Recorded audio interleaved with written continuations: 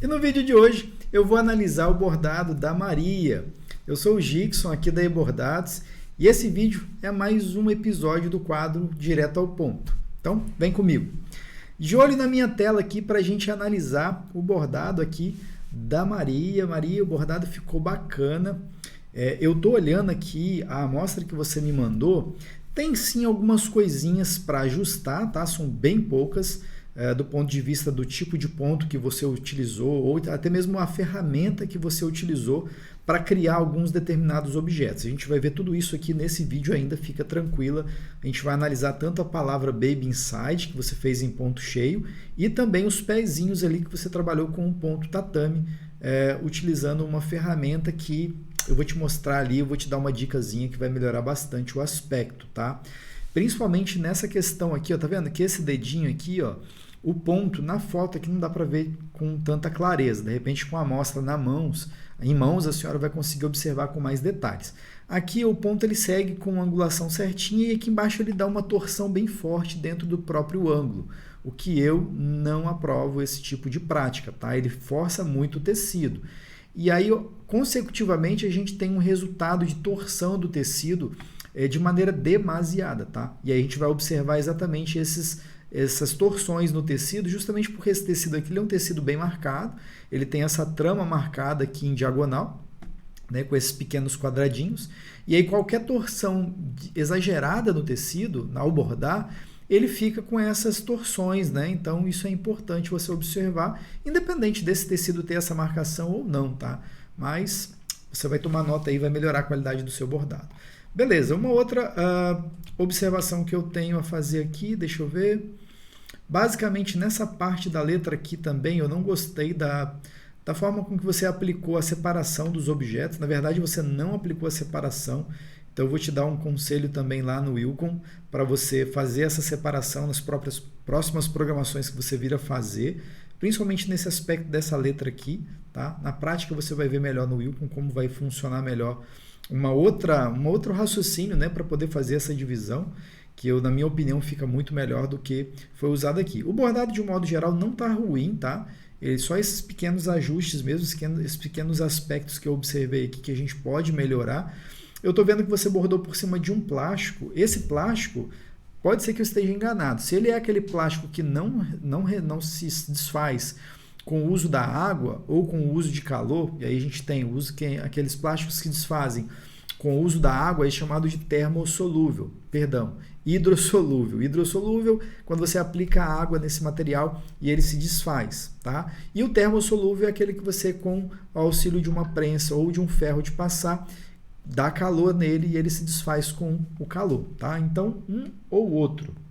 É importante trabalhar com um ou outro. Nesse caso aqui, você não me deu essa informação, eu estou vendo que foi bordado em cima de um plástico, tanto na parte superior do bordado você utilizou esse plástico, quanto no avesso. O problema de não usar uma entretela solúvel, né, que seja ela hidrossolúvel em água ou termossolúvel com calor, o problema de não usar esses materiais é na hora de tirar esse plástico você tem que ficar repuxando o tecido com as mãos e vai ficar sobra também, além de danificar a estrutura da matéria-prima. Quando você puxa, ele pode romper, quebrar a estrutura ali da trama do tecido, ele pode ter uma dificuldade também de tirar toda a sobra de plástico, tá? Então, eu condeno esse tipo de uso desse tipo de plástico aqui se ele for muito grosso. Se ele for muito fininho, com paciência você até consegue tirar. Mas eu costumo recomendar entretela hidrossolúvel ou termossolúvel, aquele que você conseguir encontrar de forma mais fácil no mercado. Vão resolver o problema da mesma forma para substituição desse plástico aqui, tá? Se eu estiver enganado e esse plástico for realmente entretela hidrossolúvel ou termossolúvel,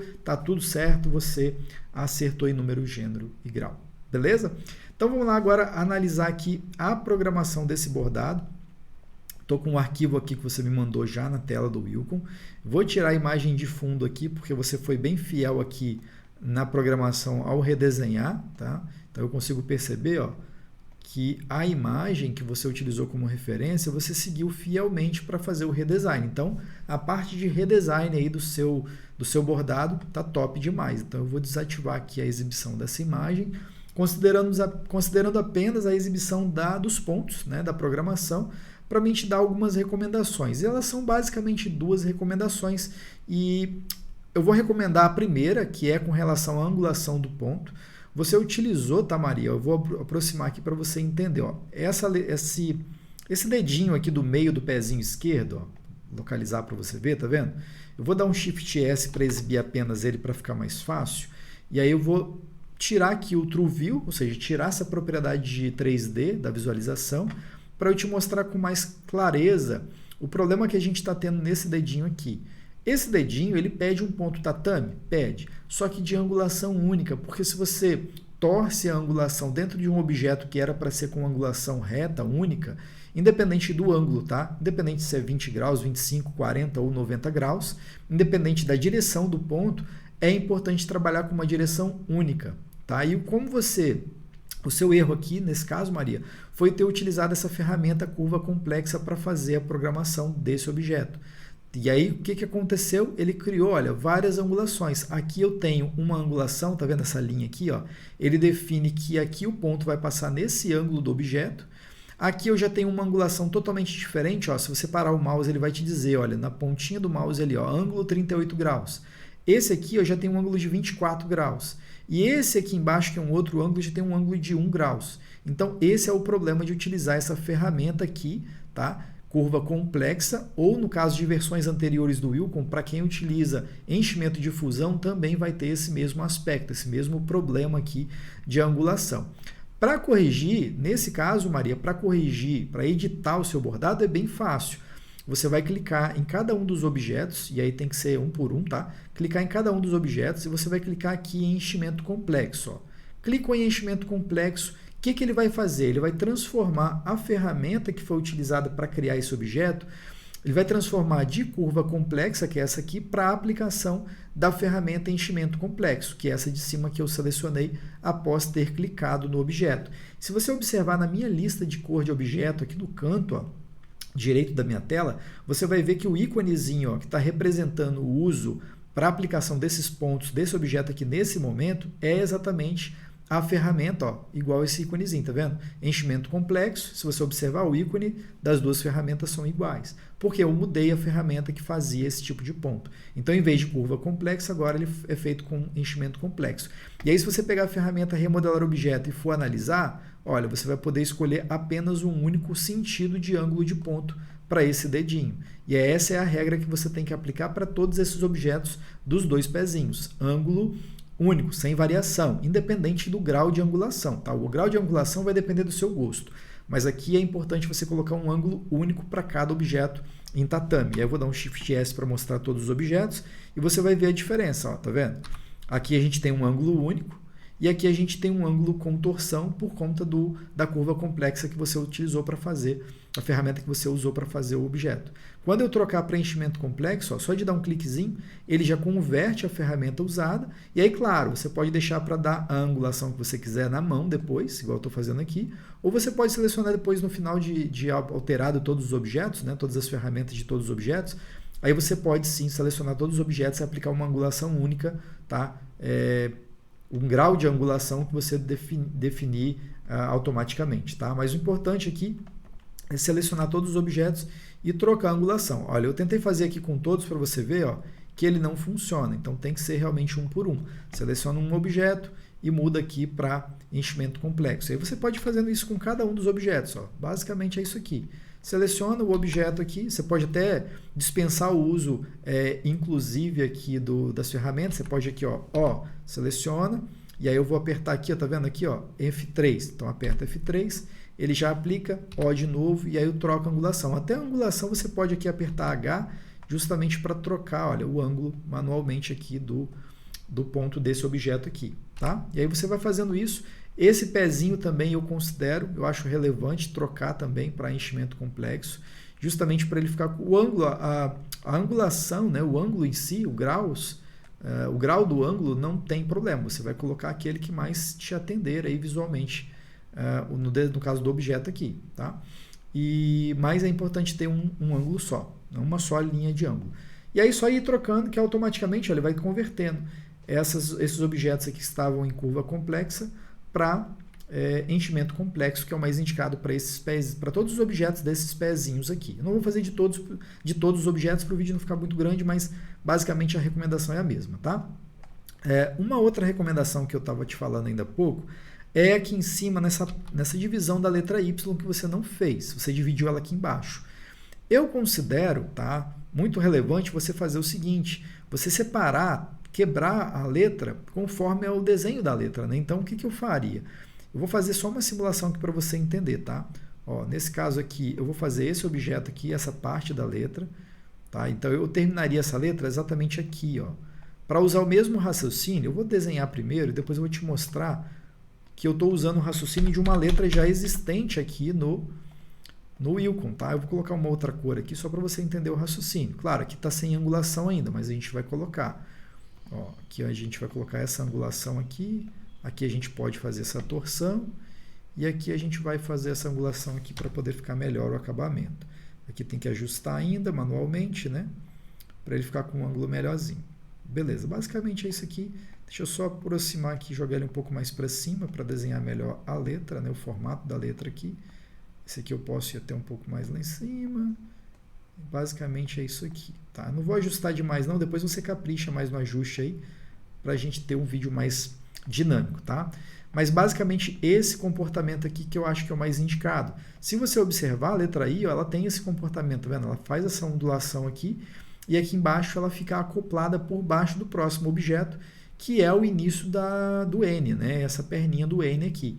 No caso do Y, a gente segue essa perninha, essa voltinha aqui, e depois, para a gente dar continuidade, a gente pode fazer exatamente o que? A continuação dele aqui, ó, retinho, dando acabamento por cima. E aí eu posso pegar essa ferramenta aqui, esse objeto aqui, eu posso, por exemplo, usar essa ferramenta, fazer propriedades atuais para copiar as propriedades dela, e depois eu aplico no objeto seguinte. Pronto. Seria esse o acabamento mais indicado. Coloquei laranja para você enxergar melhor aqui a aplicação da sobreposição dos pontos, tá vendo? Essa proposta, ó, de cima aqui que a gente está vendo, ela é diferente da proposta de baixo, ó. Eu considero essa proposta de cima melhor a nível de acabamento para sobreposição dos objetos aqui do ponto cheio, bem melhor do que essa proposta de baixo, porque a letra não fica com uma definição muito bonita, tá vendo? E aí, claro, essa voltinha aqui você já fez direitinho. É só melhorar o ângulo, tá, Maria? Tem que caprichar mais no ângulo aqui, ó, porque está torcendo demais, ó. Na verdade, você evitou colocar ângulos, né? Então você precisa colocar mais angulações aqui dentro, justamente para ele fazer essa voltinha bonitinha, ó. Exatamente isso que você precisa fazer, ó. Porque aí ele dá tá vendo? Ele torce o ponto da letra, só que com um acabamento melhor. E aí você vai ajustando para melhorar ainda mais o acabamento. Esse aqui você pode tirar daqui, ó. Tá vendo? Ele já teve um acabamento melhor do que estava anteriormente. E aí você pode fazendo isso para todos os objetos aqui. Deixa eu ver se tem mais alguma letra que eu faria essa mesma recomendação. Ó, aqui também, essa letrinha, essa perninha do B aqui, ó, eu faria também esse objeto primeiro aqui, ó. Ó, esse objeto aqui, por exemplo, você pode fazer ele, ó, até aqui assim, por exemplo, ó, você pode fazer ele nesse formato aqui. Ó, nesse formato aqui, vou colocar em outra cor para você enxergar. E aí essa perninha do B aqui, ó, você poderia fazer ela inteira. Exatamente nessa posição aqui, ó. Pronto. Aí, claro, esse aqui ficaria por último, né? Então eu colocaria ele aqui por trás, ó. Ficaria com essa proposta aqui. Aqui é claro, tá, Maria? Eu não estou me preocupando com a ordem das cores, eu estou só simplesmente recomendando as alterações no que diz respeito aqui à sobreposição dos objetos em ponto cheio, para dar um acabamento melhor para o seu bordado, tá? E aí vale para o B. Aqui você fez também, só que aqui tem que melhorar a torção da angulação, ó, tem que ajustar melhor essa angulação aqui para dar um acabamento melhor também para o ponto. Aqui o acabamento da letra A também faltou a angulação de ponto mais forte aqui, para ele dar essa torção da maneira correta. Então aqui é só colocar alguns ângulos a mais aqui para poder travar em algumas áreas onde o ponto vai ser aplicado, para ele torcer menos em alguns aspectos e torcer um pouquinho mais a angulação do ponto cheio.